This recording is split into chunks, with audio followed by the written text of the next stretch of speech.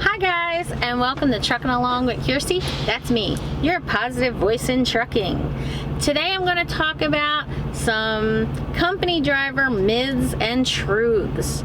And there's a lot of misconception about being a company driver and forced dispatch. And I got a few questions about company drivers and the loads and that sort of thing. So stick with me and I'm going to tell you how we do it at Prime.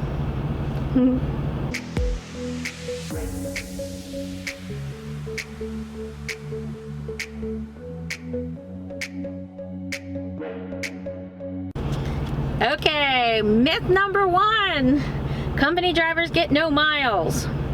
That's crap, forget it, out, and I'll prove it to you. At my company, and this isn't true for all companies, I know CFI, I have a good friend at CFI, and his fleet managers aren't paid the same way, but at my company, you have lease ops fleet managers, and you have company driver fleet managers. So my fleet manager gets paid based off of my miles. If I don't have enough miles, he's not getting paid. So trust me when I tell you, I told you before, my pet name for him is Greedy One Kenobi. Greedy One Kenobi keeps me running, getting more than 2,700 miles a week. I usually do 27 to 29. I think I'm gonna post up my pay from the last couple weeks because you guys did see that I was on home time, so that check was like only 400 miles, but it was like 2,900 the week before and 27 or 2,800 the week after. And I think this week coming up I'm going to wind up with 26 or 2,700, so it's pretty consistent in that.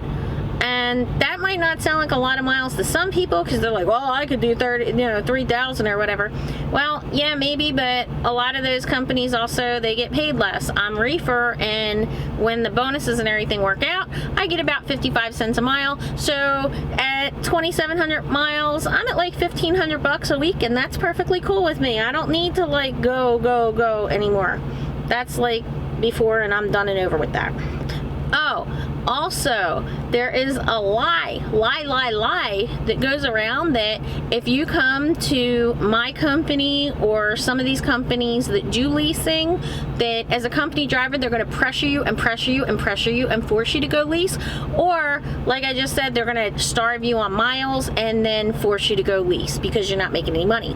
That is such a freaking lie, okay?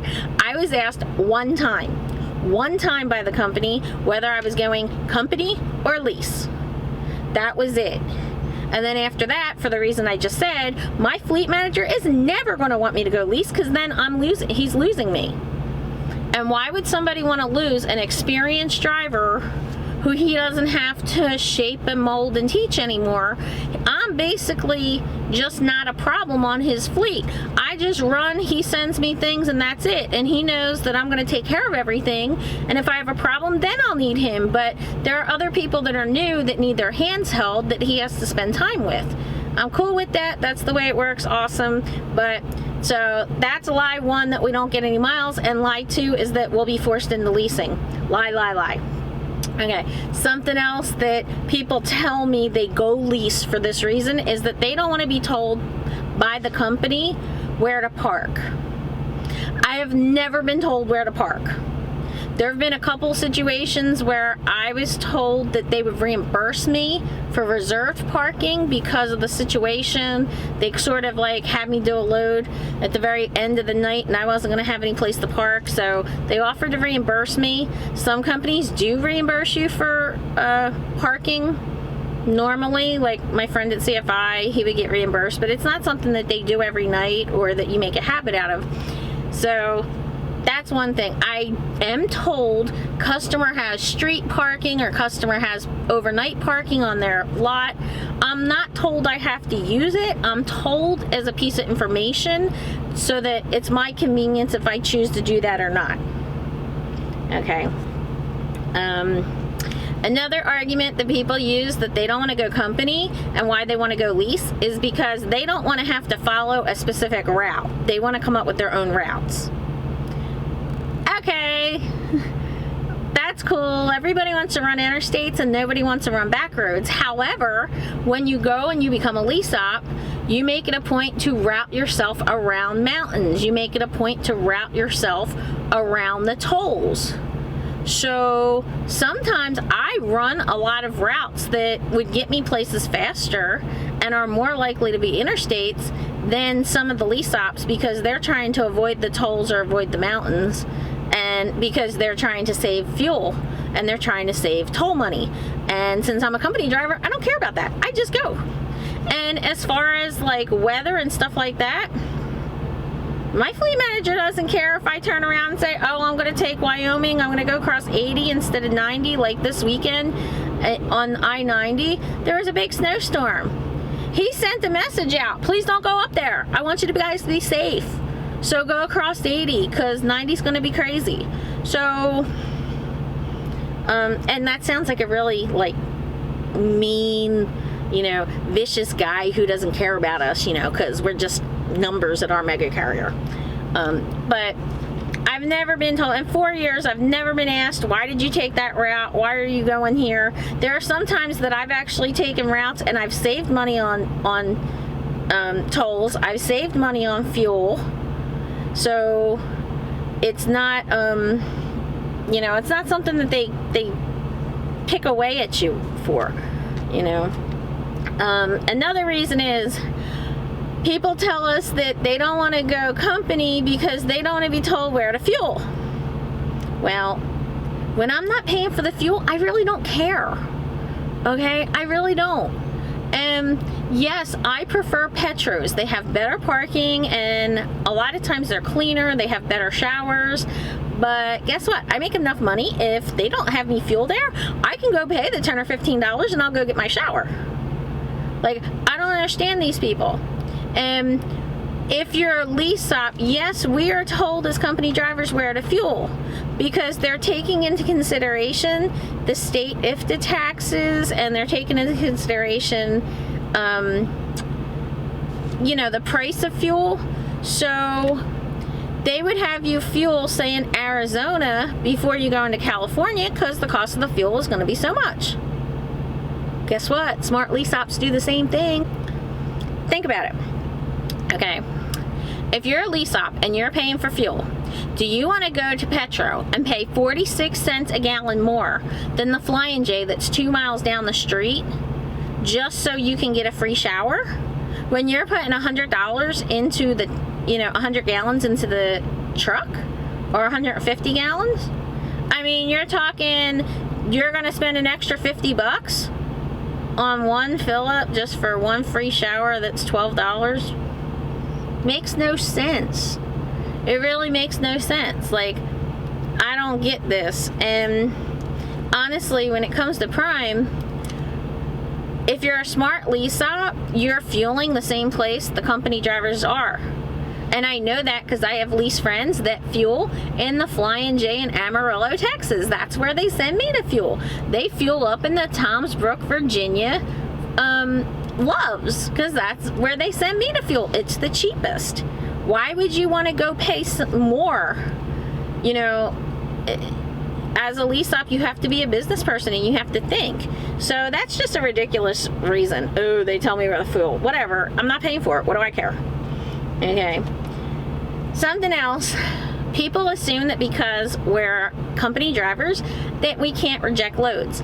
And we can actually reject loads for certain reasons. We can reject loads if I don't have the number of hours to cover the load. You know, if I can't get there on time.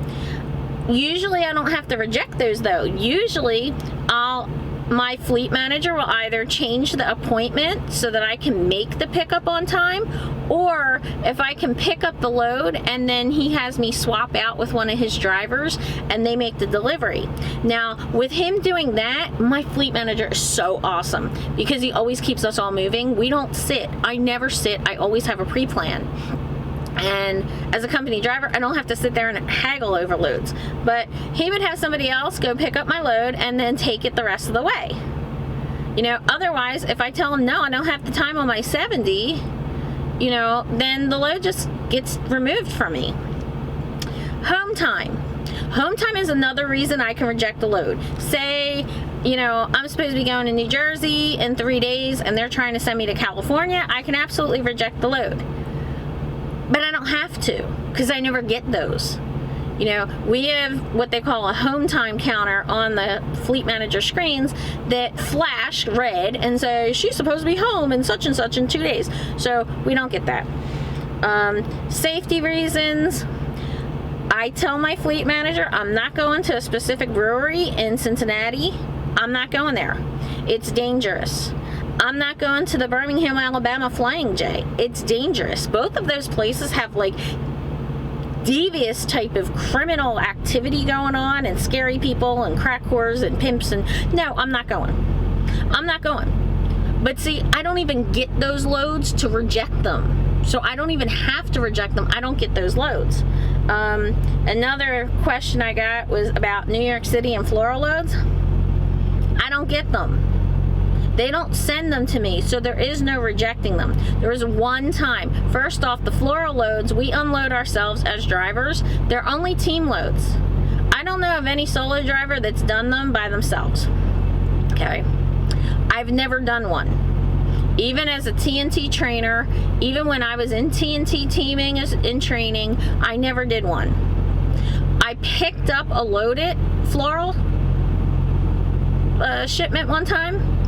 And I told my fleet manager, I'm not doing this. It's seven stops. We're tired. We've been running hard. We need showers. We need laundry. And we need to eat. And we need to sleep. I'm not doing this. And he told me that was the only load he had to get me out of Florida. So we picked up the load and we took it to Georgia and we swapped with somebody in Georgia. I did not deliver not even one stop on that load. I was never given floral load again because he knows I don't want them. And he can't force me to train. I don't have to train.